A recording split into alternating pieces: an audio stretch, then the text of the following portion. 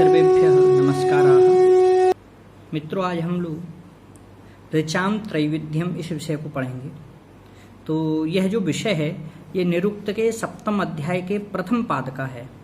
तो आइए आप स्क्रीन पर देख पा रहे होंगे, मूल ग्रंथ को ही पढ़ते हैं। तो कहा ताह त्रिविधाः ऋचाः। ताह वे त्रिविधाः तीन प्रकार की होती हैं, ऋचाः माने ऋचाएं, अर्थात वे ऋचाएं तीन प्रकार की होती हैं। तो आप ये समझ गए होंगे कि ऋचाएं जो हैं तीन प्रकार की होती हैं, अर्थात ये ऋचाओं के भेद हैं। लेकिन ऋचा क्या है? तो इससे ऊपर कहा यत् कामः ऋषिः यस्यां देवतायां आर्थपत्यम इक्षण स्तुतिम प्रयुक्ते तद्दैवतः समंत्रो भवति। अर्थात ऋषि ही यत् कामः, अर्थात ऋषि जिस कामना से, यस्याम देवतायाम जिस देवता की, आर्थपत्यम इक्षण अर्थात प्रधान अर्थ चाहते हुए, स्तुतिम प्रयुक्ते यदि स्तुति करते हैं तो सह मंत्र तद्दैवतो भवति, वह मंत्र उसी देवता का कहलाता है। अर्थात ऋषि जिस कामना से जिस देवता की प्रधान अर्थ चाहते हुए, प्रधान कोई कामना लेकर के कोई प्रधान अर्थ चाहते हुए यदि स्तुति करते हैं तो वह जो मंत्र है वह उसी देवता का कहलाता है। ये इनका अभिप्राय है। फिर आगे कहा ताह त्रिविधाः ऋचाः। वे ऋचाएं तीन प्रकार की होती हैं। पहली परोक्षकृत, दूसरी प्रत्यक्षकृत और तीसरी आध्यात्मिक। फिर कहा आगे तत्र परोक्षकृताः सर्वाभिः नाम विभक्तिभिः युज्यन्ते प्रथम पुरुषैश्च आख्यातस्य। अर्थात तत्र अर्थात उन तीन प्रकार की ऋचाओं के मध्य में जो परोक्षकृत ऋचा है वह ऋचा सर्वाभिः नाम विभक्तिभिः युज्यन्ते, वो सभी विभक्तियों में युज्यन्ते अर्थात रहती है। अर्थात जो परोक्षकृत जो ऋचा है वह सभी विभक्तियों में युज्यन्ते अर्थात रहती है।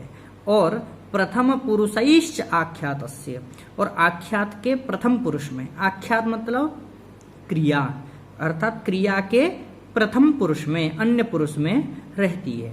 तो आप ये समझ गए होंगे, परोक्षकृत जो ऋचा होती हैं वो सभी विभक्तियों में रहती हैं और आख्यात के प्रथम पुरुष में रहती हैं। जैसे उदाहरण दिया आगे इन्होंने, इंद्रो दिवः इंद्र ईशे पृथिव्याः, के इंद्र स्वर्ग और पृथ्वी पर, पृथिव्याः मन पृथ्वी पर, ईश मन शासन करते हैं।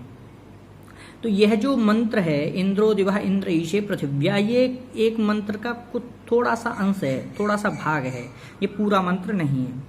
फिर आगे इसी तरह इंद्रमित गाथिनो बृहत इंद्रेण तत्सवो वे वृषाणा जी, जितने भी उदाहरण दिए इन्होंने मंत्रों के मध्य से कुछ कुछ अंशों को लेकर के यहाँ प्रस्तुत किया है।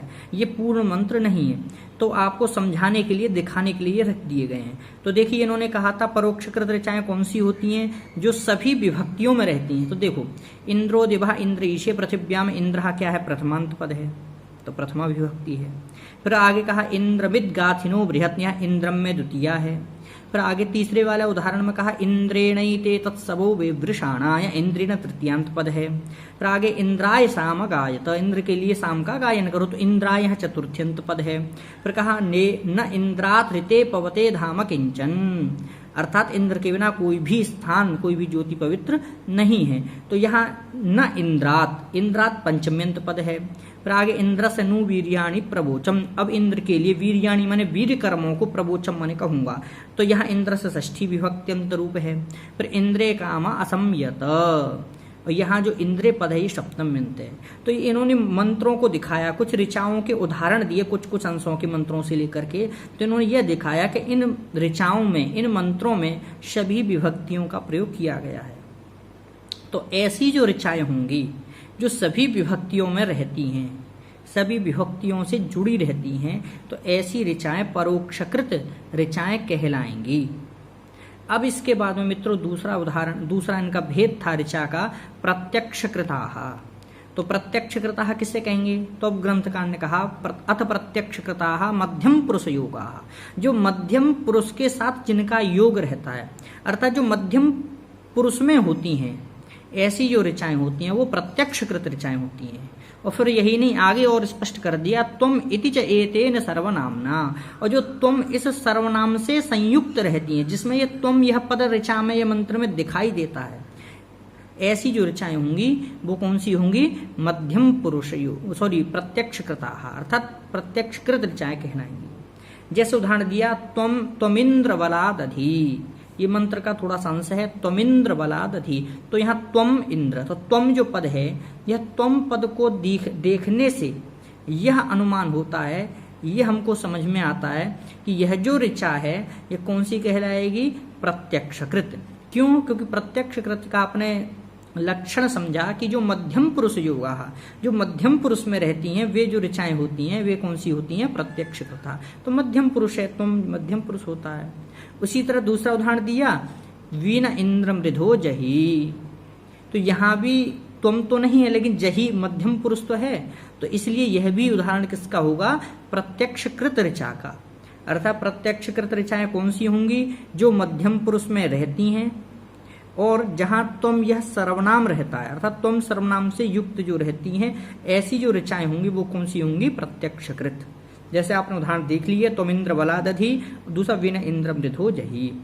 अब आगे फिर कुछ ग्रंथकार कह रहे हैं कि अथापि प्रत्यक्षकृताः स्तोतारः भवन्ति परोक्षकृतानि स्तोतव्यानि, कि कहीं कहीं क्या होता है? प्रत्यक्षकृताः स्तोतारः, जो स्तोता लोग होते हैं, स्तुति करने वाले जो लोग होते हैं वह प्रत्यक्षकृताः प्रत्यक्षकृत होते हैं, लेकिन स्तोतव्यानि जो स्तोतव्य वस्तु है वह परोक्षकृतानि भवन्ति, वह परोक्षकृत होती है। अब ऐसी स्थिति में क्या माने उसको?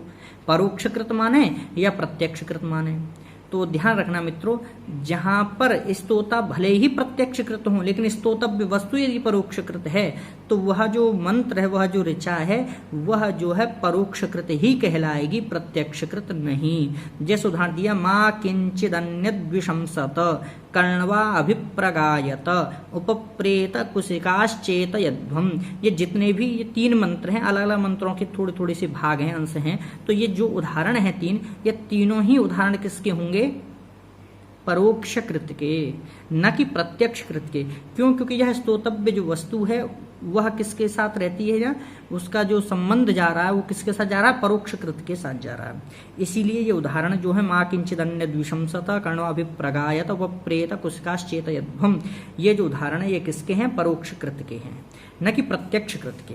आइए आगे फिर देखते हैं आगे क्या कहा। अब तीसरे नंबर की जो ऋचा का भेद था आध्यात्मिक के, उसको बता रहे हैं। कहा अथ आध्यात्मिक्यः उत्तम पुरुष योगाः अहम इति च एतेन सर्वनामना। कहा जो आध्यात्मिक ऋचाएं होती हैं, अर्थात जो स्वयं से कही गई जो ऋचाएं होती हैं, वैसी ऋचाएं उत्तम पुरुष योगाः, अर्थात वो उत्तम पुरुष में रहती हैं, उत्तम पुरुष के साथ उनका योग होता है। और अहम इति च एतेन सर्वनामना, और वे जो ऋचाएं होती हैं अहम इस सर्वनाम से युक्त रहती हैं। जैसे उदाहरण दिया इन्होंने यथा एतत्, जैसे यह उदाहरण है इंद्रो वैकुंठः। तो यह जो इंद्रो वैकुंठा जो उदाहरण है, जो सूक्त है, इस सूक्त के आप मंत्रों को देखेंगे तो उन मंत्रों में, उन ऋचाओं में अहम पद का प्रयोग मिलेगा, अहम सर्वनाम का। तो इससे यह ज्ञान होता है कि इंद्रो वैकुंठा जो है यह किसका उदाहरण है? आध्यात्मिक का। उसी तरह लव सूक्तम और वागाम्भृणीयम और वागाम्भृणी सूक्त, ये सभी ये तीनों जो सूक्त हैं ये कैसे हैं? आध्यात्मिक के ऋचा के उदाहरण हैं। क्यों? क्योंकि इनमें जो मंत्र हैं, ऋचाएं हैं, वे कैसी हैं? अहम सर्वनाम से युक्त हैं, उत्तम पुरुष के साथ युक्त हैं, जो स्वयं से कही गई हैं, इसीलिए आध्यात्मिक के उदाहरण हैं। अब आगे फिर कहा परोक्षकृताः प्रत्यक्षकृताश्च मंत्राः भूयिष्ठाः अल्पसः आध्यात्मिकाः। कहा जो परोक्षकृत ऋचाएं हैं और प्रत्यक्षकृत जो ऋचाएं हैं, ऐसी ऋचाएं भूयिष्ठा माने बहुत अधिक हैं। ऋचा माने मंत्र, अर्थात परोक्षकृत और प्रत्यक्षकृत कहे गए जो मंत्र हैं वो भूयिष्ठा बहुत अधिक हैं, लेकिन अल्पशाह आध्यात्मिक्याः, और जो आध्यात्मिक के मंत्र हैं, जो ऋचाएं, वे अल्पशाह थोड़ी ही हैं। और फिर आगे कहा अथापि स्तुति एव न आशीर्वादः। और कहा कहीं कहीं जो ऋचाएं हैं, मंत्र हैं, उनमें स्तुति ही मिलती है, न आशीर्वाद, आशीर्वाद की कामना उनमें नहीं की गई, अर्थात उनमें आशीर्वाद नहीं मिलता है। जैसे उदाहरण दिया इंद्रस्यनुवीर्याणि प्रवोचम इति यथा एतस्मिन् सूक्ते। तो देखो मित्रों, यह जो उदाहरण इंद्रस्यनुवीर्याणि प्रवोचम, अब इंद्र के लिए मैं वीर कर्मों को कहूंगा, तो यह स्तुति की गई है, अर्थात इंद्रों के लिए वीर कर्मों को कहूंगा, तो इस तरह से स्तुति है इंद्र की, लेकिन यहाँ कुछ कामना नहीं की गई है, इसीलिए यह जो उदाहरण है ये स्तुति का है। न कि आशीर्वाद का। वही लिखा अथापि स्तुति ही एवं न आशीर्वाद। कहीं कहीं मंत्रों में ऋचाओं में स्तुति मिलती है, आशीर्वाद नहीं मिलता, जैसे इंद्रस्य नुवीर्याणि प्रवोचम यथा एतस्मिन् सूक्ते। प्रकार अथापि आशीरेव न स्तुति, और कहीं कहीं आशीरेव माने कामना की गई है, माने आशीर्वाद की कामना की गई है, आशीर्वाद मिलता है। न स्तुति, स्तुति नहीं की गई है, जैसे सुचक्षा अहम अक्षिभ्याम भूयाशम, अर्थात कि मैं जो है आंखों से अच्छी तरह देखूं। सुचक्षा अहम, अहम माने मैं, सुचक्षा अच्छी तरह, अक्षिभ्यम माने आंखों से, भूषाम माने देखूं, अर्थात मैं अपनी आंखों से अच्छी तरह देखूं। प्रकाश सुवचा सुवचा सुवचा सुवर्चा मुखेन, और कहा फिर मुखेन सुवर्चा, अर्थात मुख से मैं सुंदर बनूं, अर्थात मुख से मेरे जो ज्योति है, जो मुखमंडल है वो अच्छा बने, अर्थात मुख से मैं सुंदर बनूं। और फिर आगे कहा सुश्रुत कर्णाभ्याम भूयासम, और कर्णाभ्याम माने कानों से अच्छी तरह सुनूं। सुश्रुत माने सुनना, और कर्णाभ्याम माने कानों से, भूयासम माने अच्छी तरह से, अर्थात सुश्रुत कर्णाभ्याम भूयासम माने मैं कानों से अच्छी तरह सुनूं। फिर आगे कहा तदेतद बहुलम अध्वर्यवे याज्ञेषु च मंत्रेषु, और कहा इस तरह से अधिकांश मंत्र जो हैं ऋग्वेद में और कुछ याज्ञिक मंत्रों में होता है।